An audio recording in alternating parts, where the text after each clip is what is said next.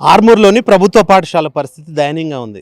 ఇక్కడ కనీసం విద్యార్థులు కూర్చోవడానికి వస్తువులు కూడా లేవు. అలాగే 100 మంది విద్యార్థులకు ఒకటే టాయిలెట్, టీచర్లకు ఒక టాయిలెట్ వాడుతున్న పరిస్థితి. ఈ పరిస్థితులను చూసి గ్లోబల్ తెలంగాణ అసోసియేషన్ సభ్యులు ఈ పాఠశాలని సందర్శించారు. ఈ పాఠశాలకు అవసరమైన నిధులు సమకూరుస్తున్నట్టు వాళ్ళు తెలియజేసిన పరిస్థితి. సార్, ఎట్లా ఉంది పాఠశాల? అసలు విద్యార్థులు చదువుకోవడం వాతావరణం ఉందా అసలు ఇక్కడ? ఇక్కడికి మేము గ్లోబల్ తెలంగాణ అసోసియేషన్ హైదరాబాద్ నుంచి వచ్చామండి.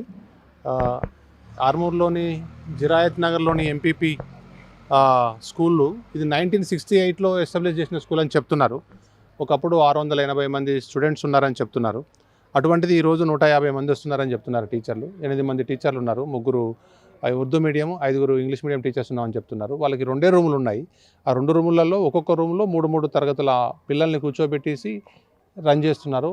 ఆ 2 రూమ్లు కూడా పైన క్రాక్స్ వచ్చి మొత్తం పైనుంచి పెచ్చులు ఊడిపడిపోయి వాళ్ళు నడపలేని విధంగా ఉంది.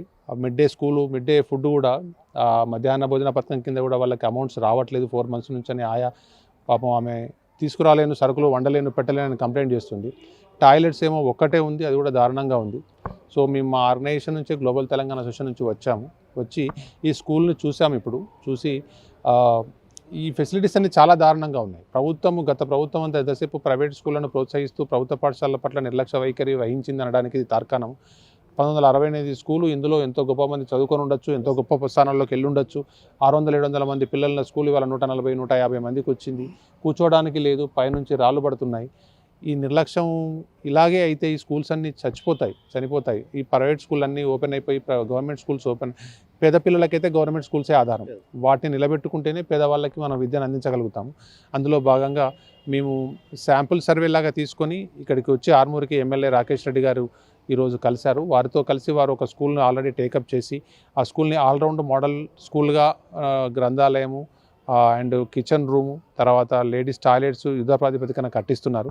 అది మొత్తం క్లీన్ అండ్ గ్రీన్ చేసి, పెయింట్ వేసి, ఫ్యాన్స్ వేసి ఇట్స్ మోడల్ స్కూల్గా చేస్తున్నారు. వారు చాలా శ్రద్ధ పెట్టి విద్యారంగం మీద స్కూళ్ళల్లో ఉన్నటువంటి అన్ని ఇబ్బందుల్ని గమనిస్తూ యుద్ధ ప్రాతిపదికన చాలా స్కూళ్ళను టేకప్ చేయడానికి ప్లాన్ చేస్తున్నారు.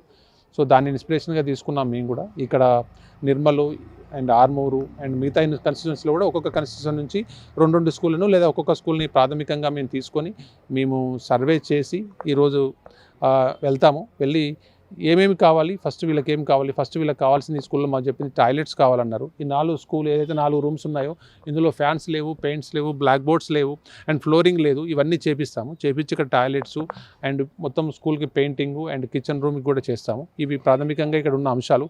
ఇవి చేస్తే టీచర్లతో మేము మాట్లాడినప్పుడు ఏమన్నారంటే, జూన్లో మేము మళ్ళీ స్కూల్ స్టార్ట్ అయ్యే ముందు క్యాంపెయిన్కి వెళ్తాము, పిల్లల్ని ఎక్కువ తీసుకురావడానికి అవకాశం ఉంటుంది. మరి ఇంత తక్కువ ఉన్నప్పుడు మీరేం చేస్తున్నారని అడిగినప్పుడు మేము వెళ్ళి విలేజ్లలో కలిసి వాళ్ళని రమ్మని తీసుకురామన్నప్పుడు ఫెసిలిటీస్ లేవని వాళ్ళు కంప్లైంట్ చేస్తున్నారు తల్లిదండ్రులు. సో మీరు ఫెసిలిటీస్ ప్రొవైడ్ చేయండి సార్, చేస్తే మేము డెఫినెట్గా స్ట్రెంత్ని పెంచి చూపిస్తాము. మేము ఒకప్పుడు గొప్పగా నడిచిన స్కూలు ఇలా అయిపోయిందని చెప్తున్నారు. సో మేము ఖచ్చితంగా దీన్ని టేకప్ చేస్తాము. మా టీం మొత్తం వచ్చాము 6 సో దీన్ని చూసి ఇమ్మీడియట్గా ఇది మేము అనుకున్నది కూడా ఇమ్మీడియట్గా కార్యాచరణ రూపొందించడానికి అతి త్వరలో నెక్స్ట్ అకాడమిక్ ఇయర్ స్కూల్ లోపలనే ఇవన్నీ అయిపోవాలనేది మా ఉద్దేశం. దానిలో భాగంగా ఇవన్నీ చూసి టేకప్ చేసి నోట్ చేసుకొని వెళ్తున్నాము. ఇది గ్లోబల్ తెలంగాణ అసోసియేషన్ సభ్యులు మాత్రం ఇట్లా ఇబ్బందులు ఏదైతే మౌలిక వస్తువులు లేని పాఠశాలను వాళ్ళు అడాప్ట్ చేసుకొని అక్కడ వసతులు కల్పిస్తామని వాళ్ళు చెప్తున్న పరిస్థితి నెలకొంది. కెమెరా పర్సన్ లక్ష్మణ్తో రాజు, యోఈటీవీ, ఆర్మూర్ నుండి.